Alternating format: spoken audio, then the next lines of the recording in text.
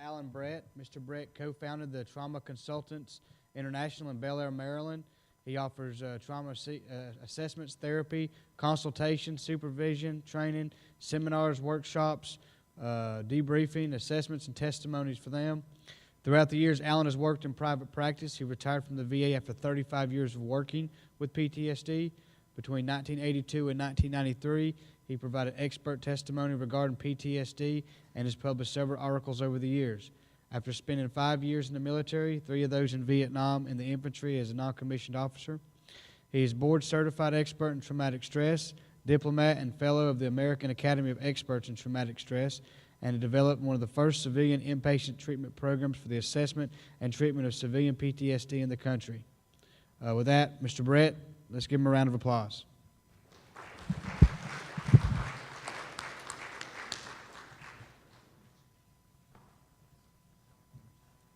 Hi, we're waiting. Hello?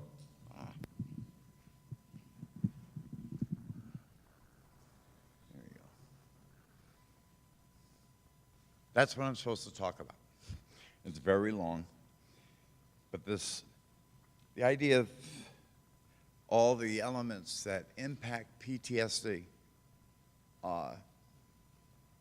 can make it very difficult or make it very easy how you look at it and cope with it. Let's see if I can do this. This isn't working at all.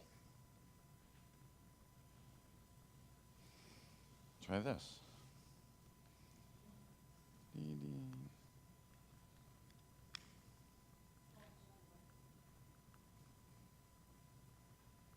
Good. Show me what to do. Ah, sneaky. Got to turn things on. Okay. When we look at how we react, and what I want to do is sort of encompass this in sort of a life cycle, because the variety of people that are here right now, they're in several different parts of their own life cycle, from young to some of our older distinctions. How one looks at the world changes after a war, no matter what age. Vietnam veterans, the average age was 18.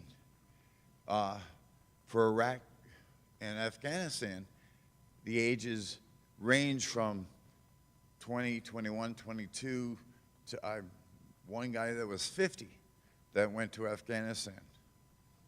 He was in the Guard, and he just sort of doing it. So how we look at things, how we perceive the things around us, it impacts how we feel, how we're going to act, and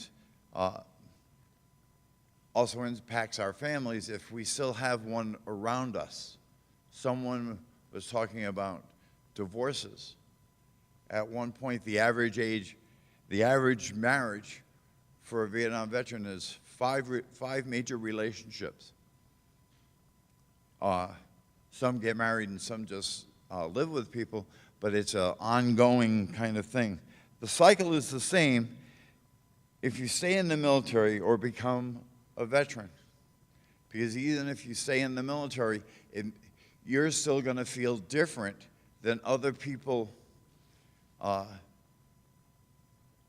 in the same thing. I was at a military base, and they were going to play for the first time Platoon. And it was right after it came out. And just before that, the Army said, you can't have that movie. It's bad. And this was the first showing of the movie after they lifted that ban on protest movies, as how they looked at it. And I was in a military base, and they started to play the movie, and of course, before the movie, what do? American flag, Star-Spangled Banner. As the movie went on, all of a sudden you can hear a distinction. Some people laughed at certain things, other people laughed at other things. The Vietnam veterans, or people that had served in Vietnam, were laughing at certain things that reminded them of Vietnam. The others that didn't have the experience were laughing at what general population people would laugh at because there were funny parts in that. So these kinds of, it was MASH, it wasn't Platoon. It was when MASH first came out, the movie. How war trauma impacts you and your family becomes significant. And it can be your significant other, or it could be your parents. Because if you come home, being 19, the average age, if you come home, your parents are saying, I want my son back. I have had several mothers ask about, I want my son back. And, or veterans coming in and saying, I want to be the way I was. And the reality is that's an impossibility. It's not going to happen. The life cycle, that's sort of my version of it. The first part is okay. What does that mean? It means, the only thing it really means is you're managing. You can deal with the day-to-day things, and as long as nothing serious happens, or an accident, something unexpected, you can manage fairly well. Anxiety, frustrations, they're all managing. When unexpected stress comes in any form, it can change the flow in the house. Whoop, go back one. And you start to move out of this okay. You get more agitated, you can get more angry, you can withdraw because of what you keep on thinking about. The second phase of this is intrusive thoughts start to come up, becoming increasingly angry, frustrated, and here's where anger and rage. This is also where the stage where alcohol, drugs, and alcohol start to impact you. Your normal level of drinking is now changed. It's gotten a little bit more. It doesn't say not drink. It just says it starts to increase and it starts to change things. You also start to play this game, what if? Questioning, if I had done this, maybe he could have lived. If I did this, maybe I wouldn't have gotten hurt as much as I did. Those kinds of things, that anxiety builds, and our systems can't handle high states of anxiety for long periods of time. So what it starts to do is withdraw, pull into yourself, and denial. It's not a big deal. It doesn't happen. And it's a way of sort of defending the depression, because what you're actually doing is starting to withdraw and feel alone, even if you're in a crowd.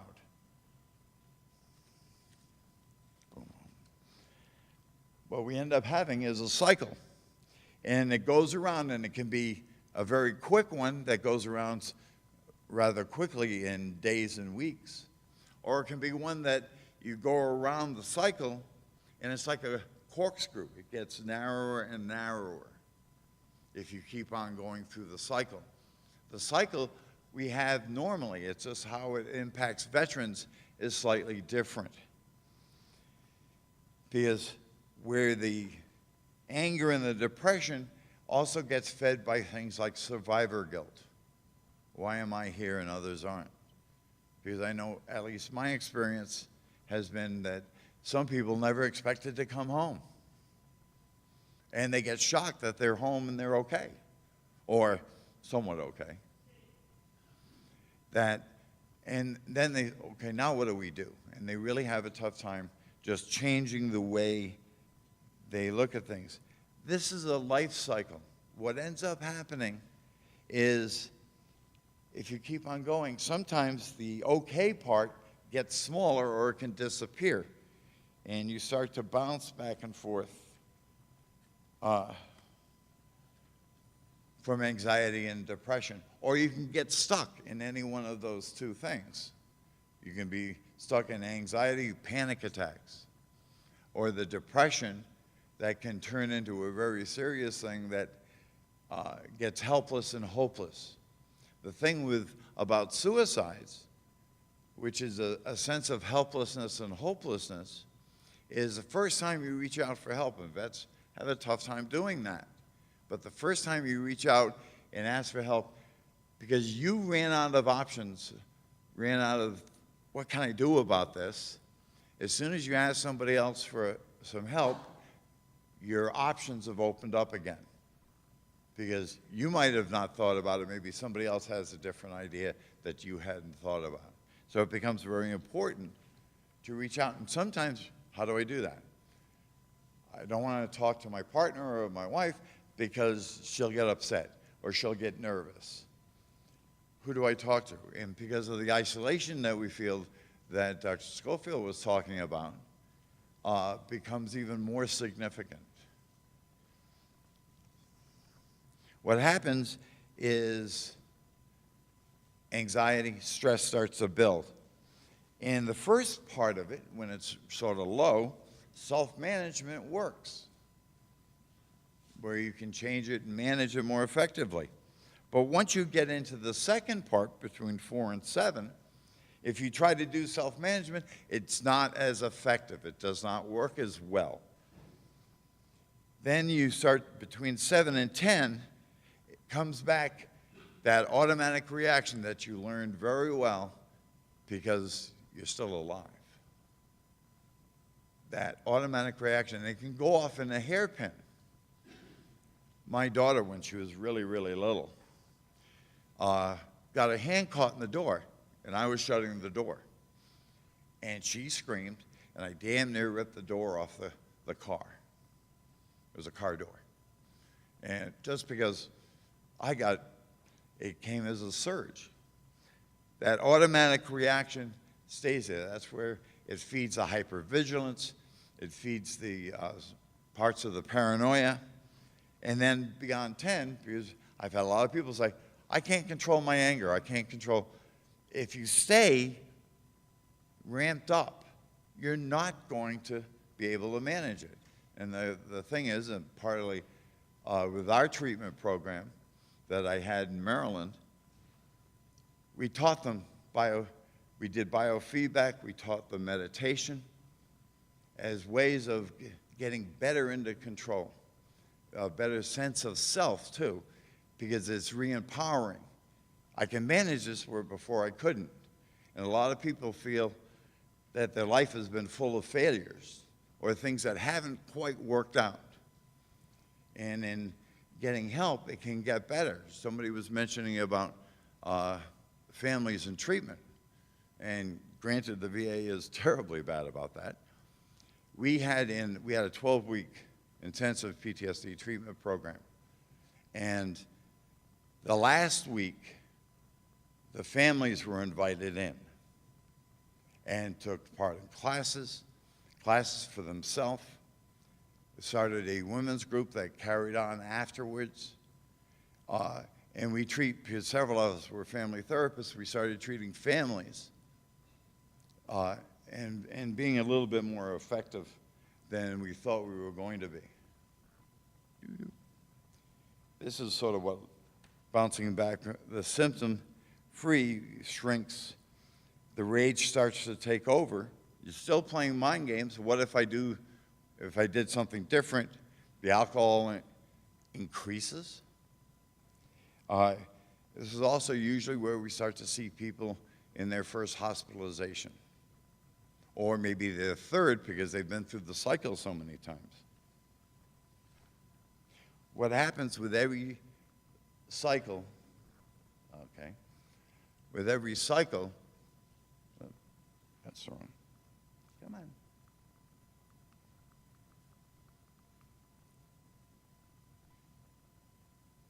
I'll get this, yeah.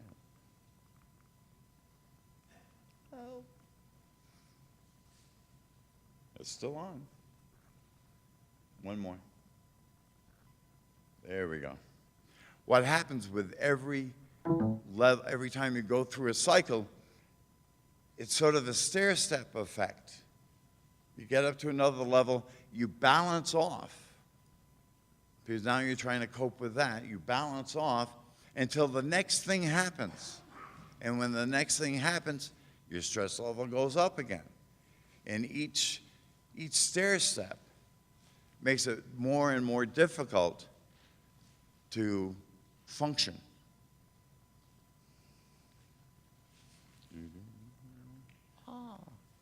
Problems associated with trauma. You might even find yourself in some of those: panic attacks, severe avoidance behavior. I started out in New York City, and I just got 30 acres in New Mexico. That's a big difference. And I've been gradually over the years getting smaller and smaller, staying out of cities, going into little towns. It makes it more comfortable for me. Suicidal thoughts and feelings.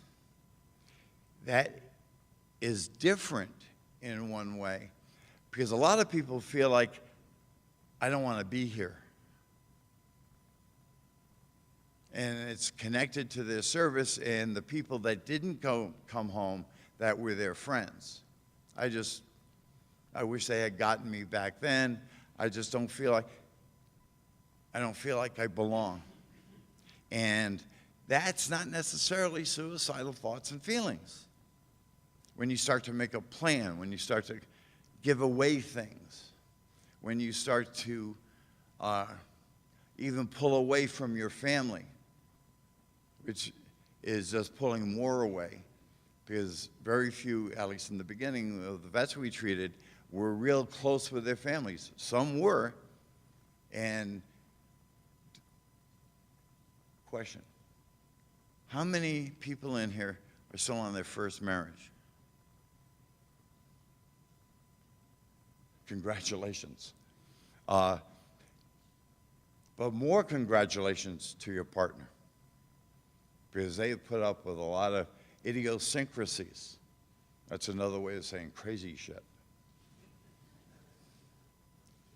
And they deserve almost a Purple Heart, because they've hung in there probably through some very rocky times. Did I get it? Okay. Depression. Part of the PTSD cycle is depression, like it is anxiety. But it's depression that you start to get bogged down in that makes it more and more difficult. And you can run into the doctor and he can give you 1 pill or 3 pills or 20 pills. They like that, because you won't mess with them if you're all drugged up. Increase in drinking behavior. The idea that what your normal is all of a sudden goes away and it's at a higher level. Or you start drinking, and maybe somebody has a little bit of drugs and you try that. You go into heroin, because a lot of them go there because that's one of the cheapest things. Or they stay in prescription medications, because they can get the prescriptions filled from the VA. And Oxycontin tastes awfully good. It's doctor-approved heroin. But so they just keep on taking Oxycontin. And then they wonder, well, I've had people that have gone through recovery, and they might have been alcoholics, and now they're smoking grass, and they said, well, I'm still okay. I'm not drinking, because that's what they got treated for. Doesn't know that it's any medication, any kind of drug, that it's still, all you did is switch your medication from one to another. Isolation, alienation.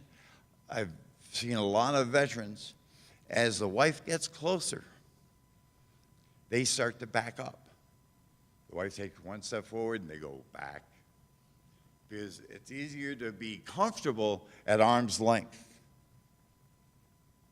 And so they set up and usually use things like anger, pounding on tables, punching walls, get into the middle of an argument, drive off, screeching tires. I know one vet, that wife walked out in the middle of an argument, got in her car and started to drive, And he spent 20 minutes driving trying to catch up to her. He hadn't finished. And yeah, it's not thought out real well. Feelings of mistrust and betrayal. Not necessarily actual betrayal. It's just a sense that you don't understand. I can't talk to my wife. She's not going to understand that. And the reality is they're the best ones too. Because when we start talking about caring or mistrust, that it just pushes people away.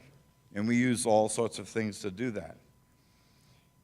Anger and irritability, same thing. Impairment of daily functioning, whatever your norm is. It starts to impact, oh, it's there. It starts to impact how you work, how you see things outside of your house. Increase in concentration. How many veterans can read a book still? I saw somebody reading a book earlier. That's unusual. They go from that, they end up reading People magazine because the articles are real short. And that they can hold on to. Or they have to read it 8, 9, 10, 15 times. And a tendency to overwork. They become workaholics because it separates them from their life. Sure.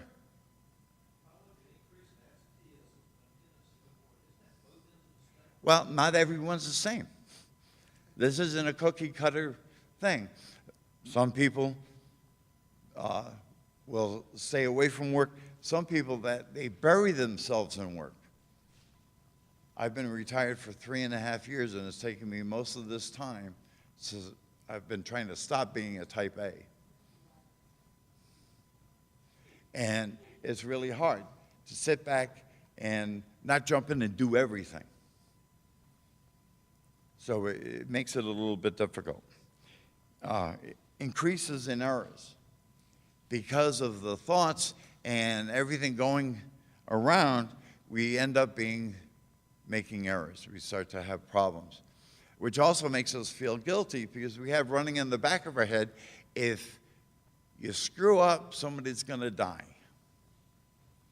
And what happens is over time, that doesn't change.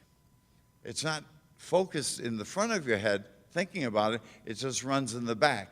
So if you screw up, there it is. And all of a sudden, you have to deal with that. Lapses of memory. And I don't mean normal things as we age. The idea of lapses of memory is, I can't remember what happened yesterday. Short-term memory goes out the window.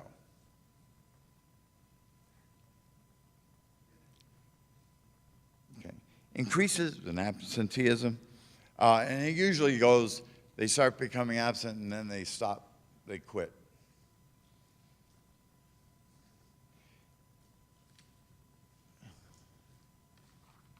Whoops.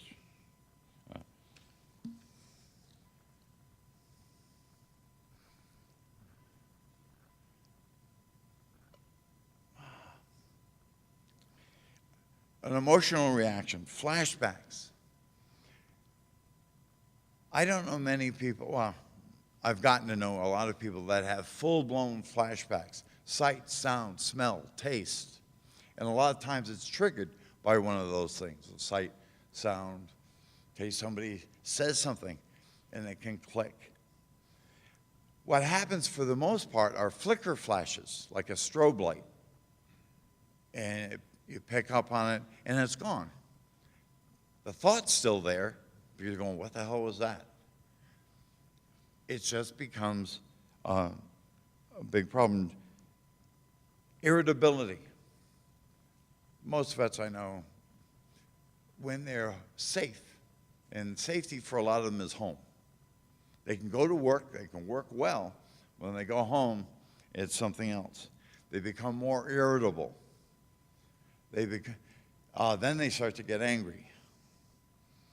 And the feelings of anxiety, hopelessness, helplessness grows. And this is sort of leads you down the path to at one point saying, I don't want to deal with this anymore.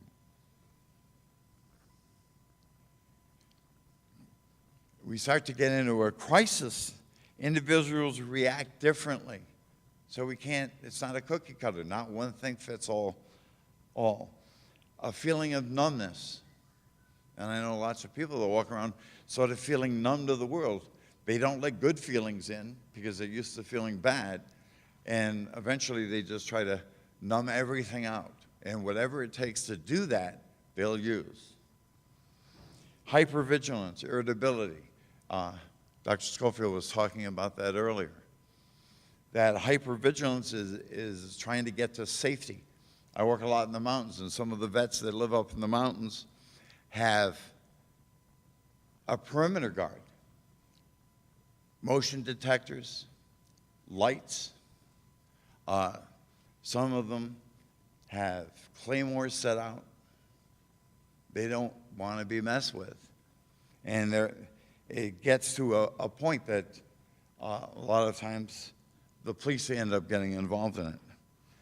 They build the walls around themselves. But the trick is, if they're married or if they're still married, it's not just a wall around themselves, it's also a wall around their family, because that's what they're going to protect. I had a Marine way back in the beginning of my career in this, that he was on, when the Marines first went into Vietnam in '65, he was on the boat.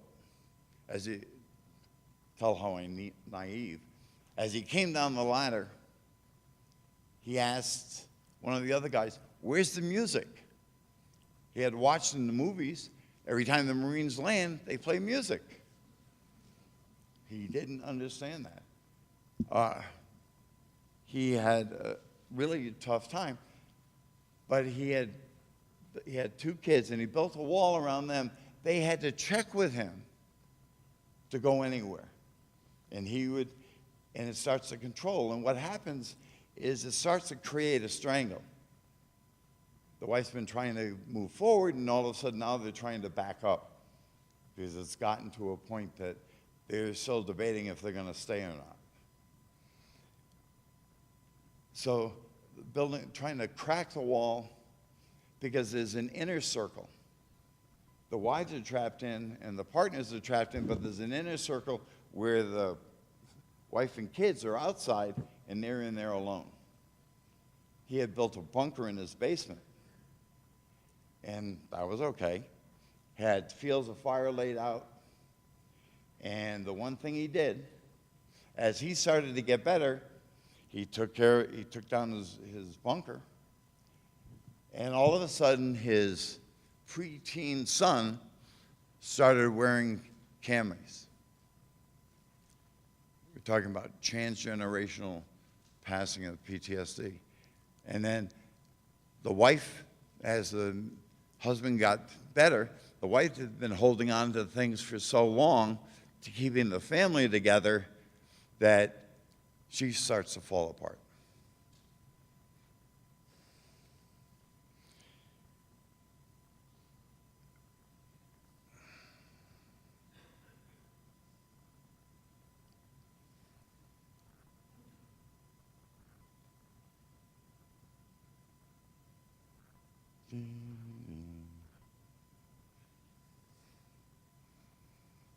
I have more? Yes.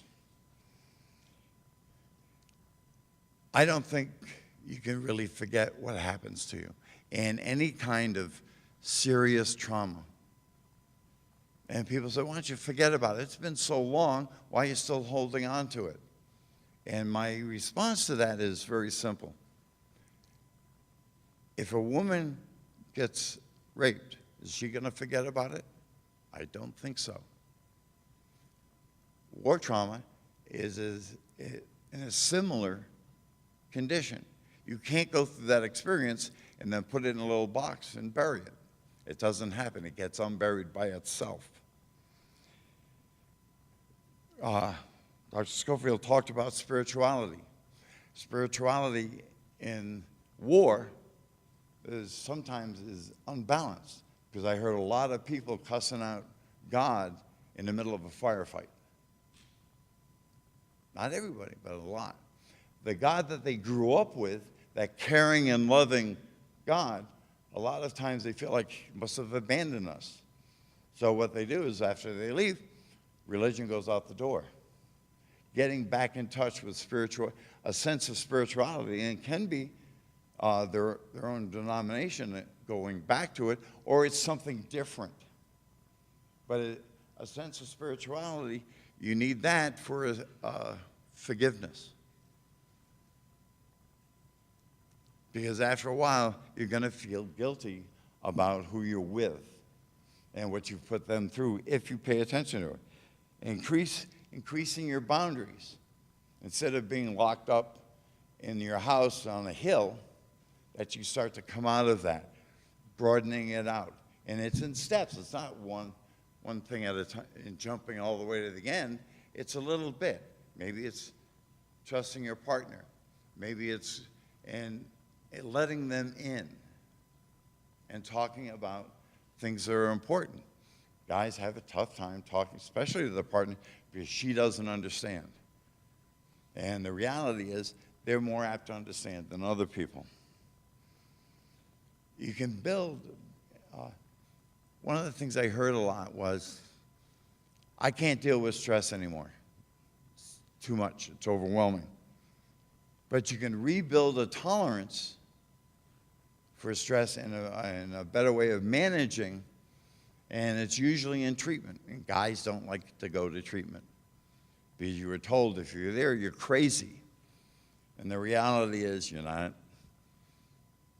Every generation has their problems with war. Learning to be flexible. That's very hard for a lot of people, and more so vets. Or if you're obsessive compulsive.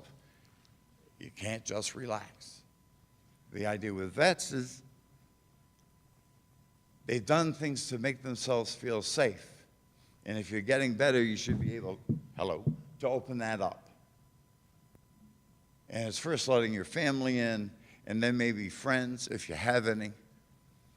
Most of the people I know can count their friends on one hand and still have fingers to scratch with until they start to join things like VVA, Purple Heart, American Legion. And I don't mean the bar, I mean the organization.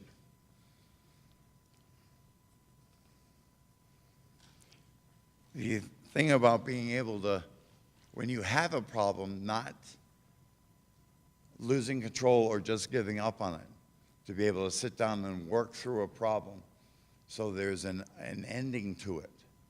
Instead of, I don't want to deal with that now, put it over there. Eventually that pile gets very high. And then you say, I'm not dealing with anything anymore. 70% of personnel, I'm switching here. Switch.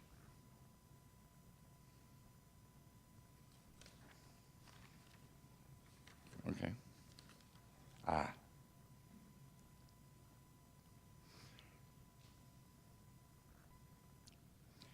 22 veterans a day commit suicide. From the report, we also learned that more than 70% of veteran homicides occur to veterans over the age of 50, better Vietnam era veterans. Because even no matter how long you go after your service, you're going to go through a stage of development, including old age. Each stage of development is an upheaval for someone with PTSD. And a lot of times when they get to retire, they sit down and, great, I'm going to retire and just have fun. And they sit down in the chair, they turn on the TV, and all of a sudden, the head starts to run and race and race. Because they're not used to dealing with downtime. Half of those who have tried, whoops, I'm going to go back. In addition, we deeply troubled by recent reports of increases in suicides by women veterans, especially since women vets are reportedly 6 times the risk factor for suicide. more than their female civilian counterparts.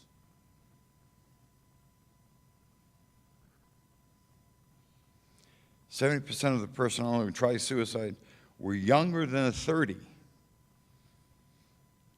About half of those who tried were married.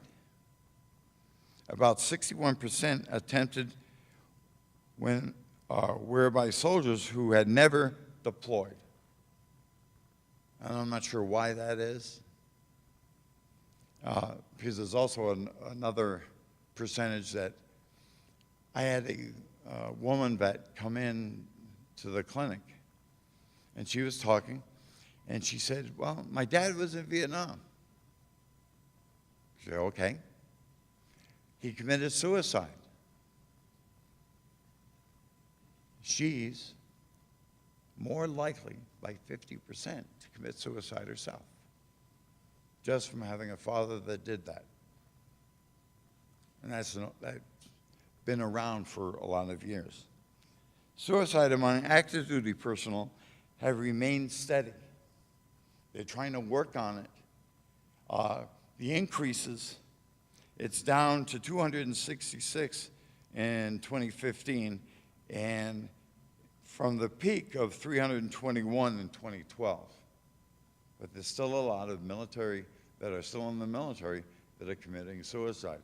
A lot of them with PTSD. They had a treatment center in Fort Carson, Colorado. But the people that were running that particular platoon didn't believe in this yet. Their words, not mine. And they put somebody on guard duty where his medical record said he should not carry a gun. But there he was, standing guard with a loaded, it's probably 16 by now. I remember standing guard with a 14. My girl did kill herself on her father's grave. She started obsessing about it, and then left the hospital. The suicides among active duty personnel that are married, that remained about the same. I did that. Soldiers' risk of committing suicide drop when they are deployed and soars when they come home because of the deployment. Go ahead. I can't hear you. Anytime.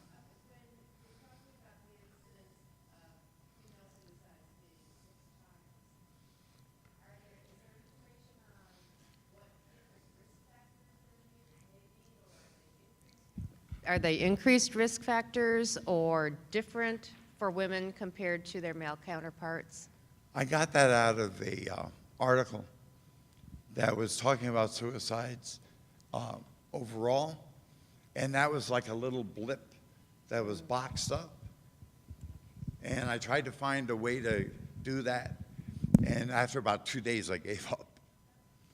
Because I tried to verify most of these statistics because I don't like stats anyway. And they lie, as far as I'm concerned. The more tours, and this is a big thing with treatment, the more tours or the more rotations that you have into a battlefield, the more likely you're going to be that you're going to end up with PTSD, or a good chance, because you're more apt to get wounded on the third or fourth than you are on the first, because you're far more hyper alert on that first one. After about the second or third, you get a little lax, and that's when you start to get in trouble. I spent 3 years in Vietnam and tried to keep my focus on what I'm doing because I didn't want to get relaxed. I saw one guy, we were clearing an LZ, and they had the great Air Force Blue B bomblets all over the place. And he just went up to one, pulled the pin, and then turned around and walked away. Of course, he got hurt. He got killed. Couldn't figure out why until we were starting to pack up his stuff to send home. His wife had sent him a Dear John, and he just wasn't going home. with it. So the more tours, the more chances, you get more chances also to be traumatized.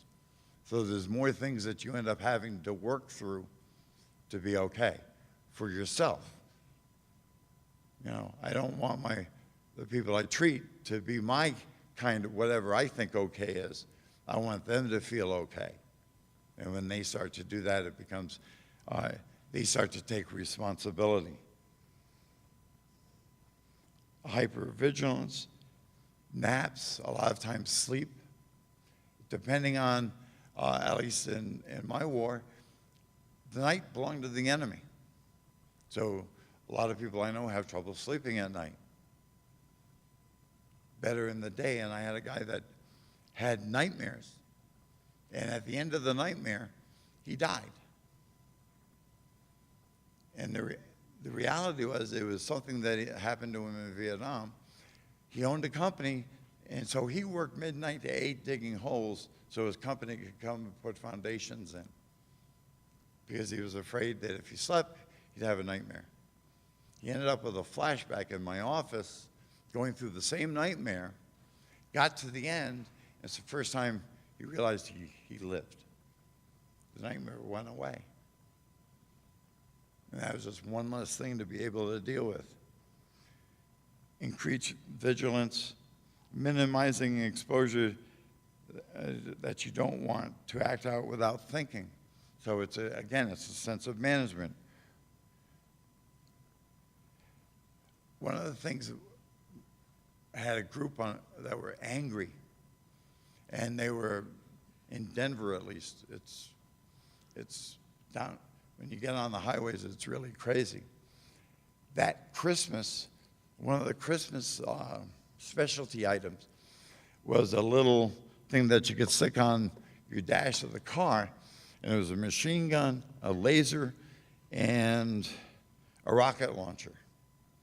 So instead of getting angry, speeding up, yelling and screaming at people, we got them to push that button, and their anger reduced, at least for driving. The wives started to ride with them again, because most of the wives in this group had said, I'm not driving with you anymore. They get to manage more effectively. Ooh, where am I?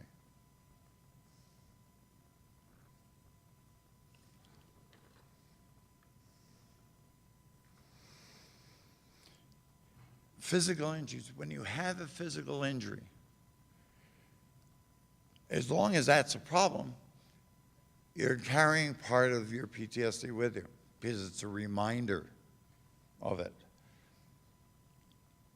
Head injuries in Iraq and Afghanistan, more and more head injuries than we'd ever seen before because they live longer. That when you have a head injury, what that does is it creases in the trauma. Because at the time, you might not remember it all, but it creases, so it's harder to get rid of if you get rid of it at all. Depression and anger becomes a way of life, reliving experiences. A lot of people will set up things to relive whatever that experience is. I had a couple that would fight all the time. And both of them were veterans. Both of them were recovering alcoholics. And they were used to living in this wrapped up kind of world where they were always arguing. And when they started to get better, the arguing went down and their anxiety went up.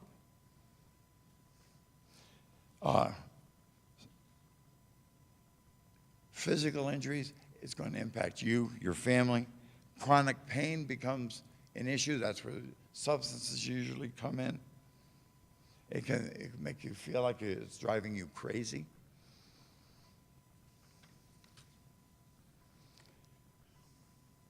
I love this. Reports in the media bring home the true cost of war, that disabilities and often catastrophic physical wounds suffered by our troops, most recently Afghanistan and Iraq, lifelong care may be needed. Post-traumatic stress disorder, TBI, traumatic brain injury. The VA, at least, feels like it's a plague because they keep on getting more and more people in. And the reality is they have some good treatments, and I think it's even in Mississippi that they've done some very good things with closed head injuries.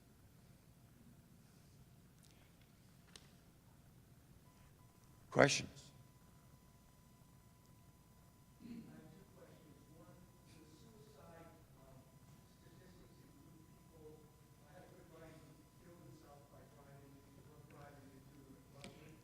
Yes.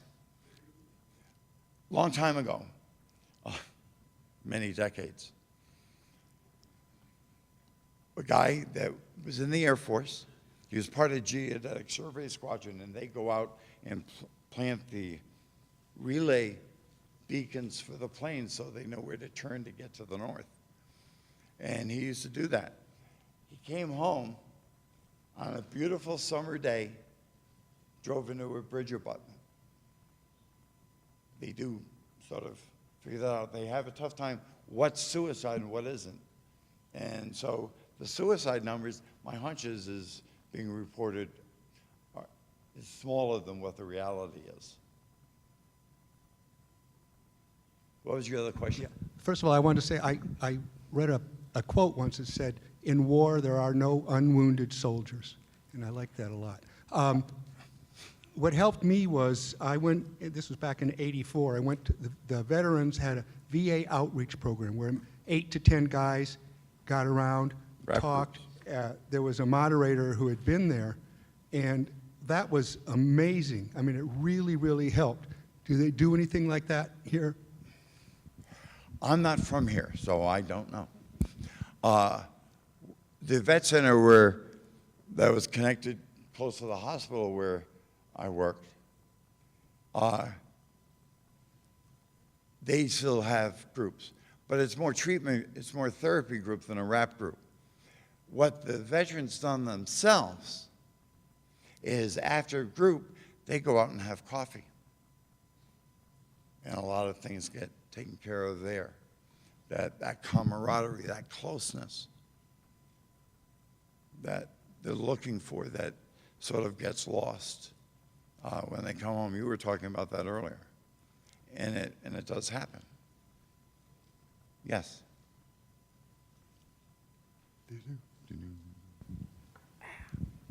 I'd just like to share some perspective, sir, if I may, please.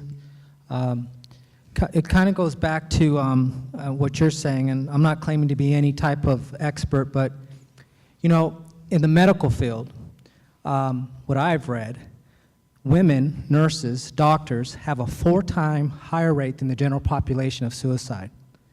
Male doctors have a 2.5 times higher rate than the general population.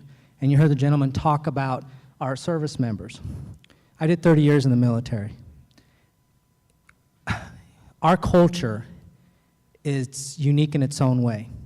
Just like if you work in medicine, it's culture and everywhere you go. Back to the women. It's still predominantly a male-ran organization, and the competition and the environment that you have to interact and you have to deal with, I don't even have to go into details because I think people get it. The fact that we had 60, so many people commit suicide that are on active duty, I personally, this is Ed Marino's opinion, I believe so much that our bodies, our minds, our souls weren't really meant to deal with all these things that we see and deal with every day. Then you have TV and the media and then the actual reality of things that are happening. And then we have young people in the collective they're taken care of, but then they have to compete with each other. They walk around with rank on their sleeve. They're trying to make rate. They have financial issues. They have all these things. So I retired last year, and all these times over the last 10 years, I'm trying to figure out what else can we do. And you can mitigate and you can manage it, but the most important thing is what we're doing now, having compassion for others. Everything that was been saying, I'm kind of shaking my head over and over again because these are all the things that we have to never get complacent about. Because when we do, then the spike gets to a point that it's almost impossible to come back. I used to think it was silly. I'm looking at these things, and I heard this gentleman talk about absenteeism and then workaholic. I'm still that workaholic. But then I reminded myself that when I missed work, it's because I was sick, the headaches just wouldn't stop, it'd go on and on, so the absentee does increase. I had so much leave from deployments, I never liked to take any time off work. These are the things that we have to be mindful of because we have to watch out for another.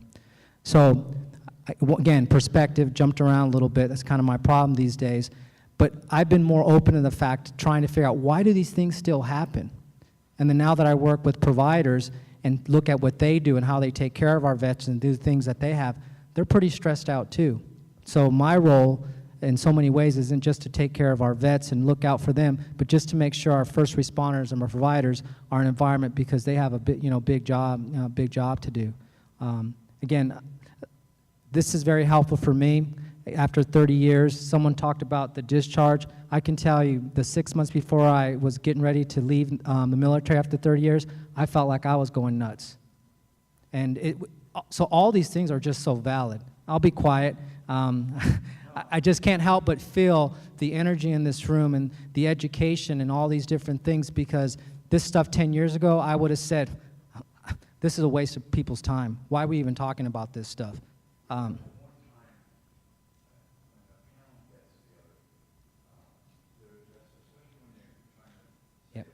Yep.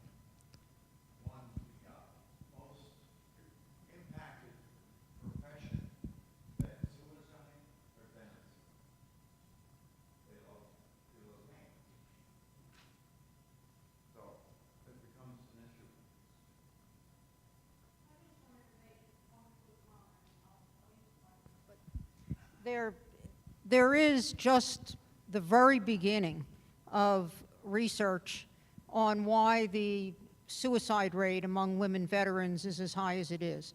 And we're really at the stage where there are two hypotheses. And neither of them are, have a whole lot of support in terms of statistics. We're much better at counting how many people committed suicide than we are at figuring out why they're doing it. But with women, there's some interesting hypotheses. One is that it's self-selection. As you know, we have an all-volunteer military now. So some people are arguing that the women who volunteer to participate in the military might be, quote, suicidal, unquote, before they enter, because there's a sense in which asking as a woman to be in a combat zone is still a very unusual behavior, and where one might be looking for trouble. I don't happen to support that hypothesis, but it's out there, so I want to share it. And there are people who are sociological scientists who are trying to gather data to support that hypothesis or reject it. The other, I think there's a little bit more support for, and the people are actually starting to count two statistics at the same time. Suicides among women in the military tend to be a little bit higher for women who claim to have been sexually assaulted in the military, which means trauma 1 and possibility of trauma 2 at the same time. And a double trauma, if we talk about one kind of trauma being hard to deal with without being depressed and withdrawn and isolated, the second one is even higher, because sometimes when you are claiming as a woman sexual assault in a male environment, people who would ordinarily support you as your combat brothers and sisters back away from you and don't want to get involved. I happen to think that hypothesis over time is going to have a little more support. We don't know yet, but those are the two that people are looking at. There's a third. The third has to do with peer support. We talked about the fact that the experience of PTSD differs tremendously depending on who's around to support you, and people like to be around people who are somewhat like them. If you're a female veteran, you're likely to have a smaller support group out there to find people who are like you when you come back. So you're going to be naturally isolated by statistics, and therefore perhaps in a little bit more troublesome situation. And that's the third hypothesis, but nobody's studying that one. They're studying the other two. They're looking for women as the victims of sexual assault, and they're looking for self-selection, being suicidal to enter the military. Any others? I want to thank you for listening. And we will be around, as we said, for any other kinds of things that pop into your head. Oh, I should have asked that. Because the only bad question is the one that's not asked.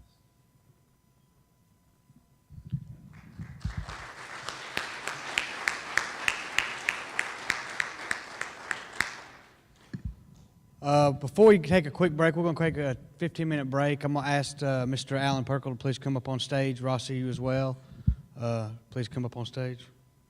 Come up on stage. You. Before we go to break, I want to do this while we still have some people here before we break out. I know how it can get. But as some of y'all know, Alan has worked very hard, not only with this PTSD town hall, but he's also worked very hard with the Agent Orange town halls he's done here in Western North Carolina to provide a lot of education for our veteran community.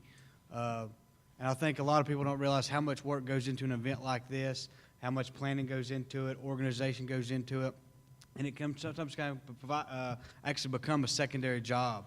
And I want to, on behalf of the state of North Carolina, Governor Pat McCrory, and more importantly, the Department of Military and Veterans Affairs, I'd like to present Alan with a plaque for his hard work here in North Carolina, particularly here in the mountains, for our veteran community, not just the Vietnam veterans, but all of them. So, Alan, on behalf of the state of North Carolina, I want to appreciate your service, brother. Thank you. You want to say something?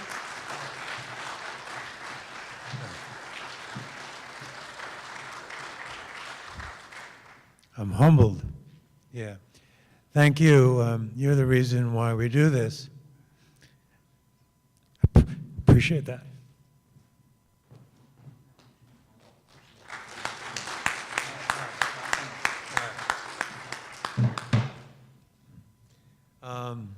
I'd like to, on behalf, as a lot of you know, it's sort of the 50th anniversary of the Vietnam War, you know, sort of 65, you know, from the first, the Iron Drang Valley.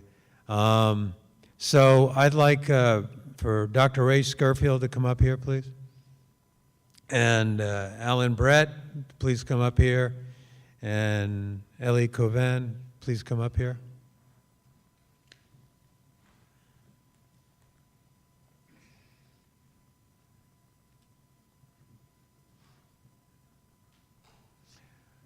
Okay, there's this 50th anniversary commemorative coin that the Department of Veteran Affairs issued out. Myself, Ray, and Alan worked for the Department of Veteran Affairs many years ago, and on behalf of a grateful nation, on behalf of the VA 50th anniversary, I'd like to present a commemorative coin to Dr. Ray Scurfield, friend, colleague, Vietnam veteran.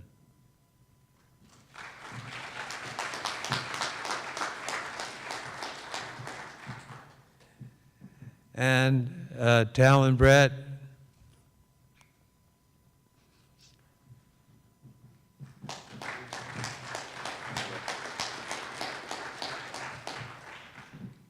who's helped me through the years.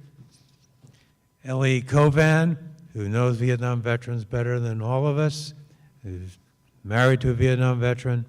On behalf of a grateful nation, here's your coin for your husband and you.